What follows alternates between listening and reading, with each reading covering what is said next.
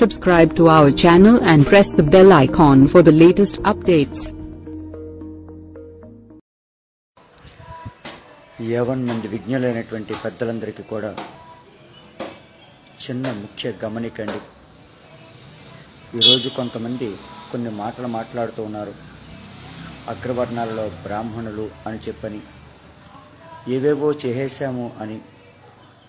ఇవాళ మేము చెప్పేది మేము చేసేది కూడా అందరూ బాగుండాలి అని, అందరూ క్షేమంగా ఉండాలి అని, మంచి పరిపాలన బాగుండాలి అని చెప్పి మేము కోరుకోవడం జరుగుతుంది. యథా రాజా తథా ప్రజ అన్నట్లుగా పైన ఉన్నటువంటి వాడు ఏదైతే చేస్తూ ఉంటాడో ఆ కింద ఉన్నవాడు దానిని అనుసరిస్తూ ఉంటాడు. ఉదాహరణగా ఈరోజు పవన్ కళ్యాణ్ గారు జనసేన పార్టీ మేనిఫెస్టోలో డొక్కా సీతమ్మ గారి క్యాంటీన్లు అని పిల్లలకు ఉచిత అన్నదానాన్ని నిర్వహిస్తాను అన్నారు. ఆయనను ఆదర్శంగా తీసుకుని మాకు చేతనైనంతలో మేము గోట్లపాడు గ్రామంలో డొక్కా సీతమ్మ గారి మజ్జిగ సెలవేంద్రాన్ని మేము ఏర్పాటు చేశాం. మరి అదేవిధంగా ఒక నాయకుడు మంచి పని చేస్తే కింద ఉన్నవాడు కూడా అటువంటి పనులే చేస్తాడు. మరి ఈరోజు ఒక చిన్న పోస్ట్ చూడడం జరిగింది.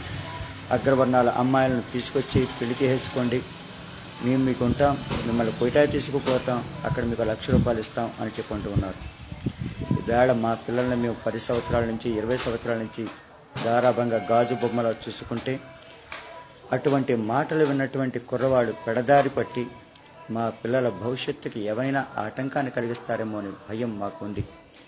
ఈ విషయాన్ని ఎందుకు చెప్తున్నానంటే, జగన్ గారి పార్టీకి మహాసేన, దళిత మహాసేన అని పూర్తి మద్దతు ఇచ్చిందని, ఆ దళిత మహాసేన సభ్యులు కొంతమంది కోయిటాలో ఉద్యోగాలు చేసుకుంటూ మీరు అగ్రవర్ణాల వాళ్ళ అమ్మాయిలను తీసుకొచ్చేయండి, మేము మీకు రక్షణ ఇస్తాము, మీ వేషాలు ఇచ్చి మీకు ఇక్కడ ఉద్యోగం ఇస్తాము అని చెప్పంటూ ఉన్నారు. ఆ పైన ఉన్నటువంటి నాయకుడు ఇచ్చినటువంటి భరోసా మీద ఎక్కడో కోయిటాలో ఉన్నటువంటి వాడు ఆ విధంగా మాట్లాడుతూ ఉంటే, రేపు నా పిల్లలు బయటికి వెళ్ళి శుభ్రంగా చదువుకొని తిరిగి ఇంటికి క్షేమంగా వస్తారని ఏ విధంగా నమ్మి ఈ మిగిలిన పార్టీలకు ఓటు వేయమంటారు? ఆడపిల్లల జోలికి వస్తే తాట తీస్తాను అనేటువంటి, ఈరోజు నేను ఒక బ్రాహ్మణునే అయినప్పటికీ నా దృష్టిలో ఆడపిల్ల అంటే అది ఎస్సీయా, బీసీయా, ఓసీయా, బ్రాహ్మణ, క్షత్రియ, మాల, మాదిగ ఎవరైనా సరే ఏ ఆడపిల్లైనా నా సొంత ఆడపిల్లతో సమానం. అటువంటి పిల్ల జోలికి ఎవరైనా వస్తే ఏం చేస్తాం మనం?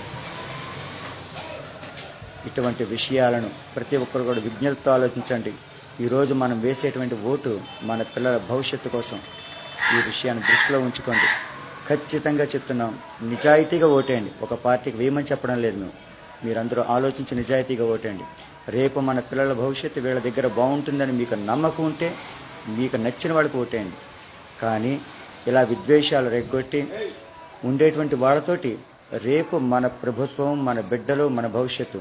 ఈరోజు ఏవో పార్టీలు మేము అభివృద్ధి చేసాం, అభివృద్ధి చేసుకున్నారు. మీరు అభివృద్ధి చేయలేదు.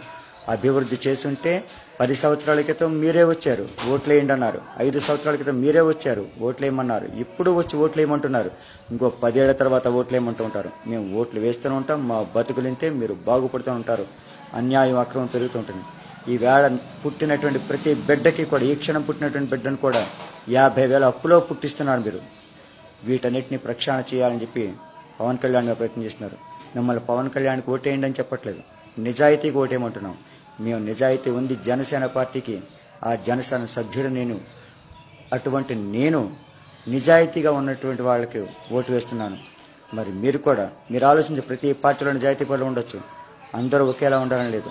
కానీ మీరు వేసే ఓటు నిజాయితీగా ఒక్కసారి ఓటేసి చూడండి. ఆ నిజాయితీగా ఉండేటువంటి పరిపాలన ఏ విధంగా ఉంటుందో చూద్దాం. దయచేసి ఎవరు కూడా ఒక పార్టీ గురించో ఒక పద్ధతి గురించో మాట్లాడలేదు. నిజాయితీగా ఓటు వేయండి, నిజాయితీకి ఓటేయండి. సర్వే జనా సుఖినో భవంతు.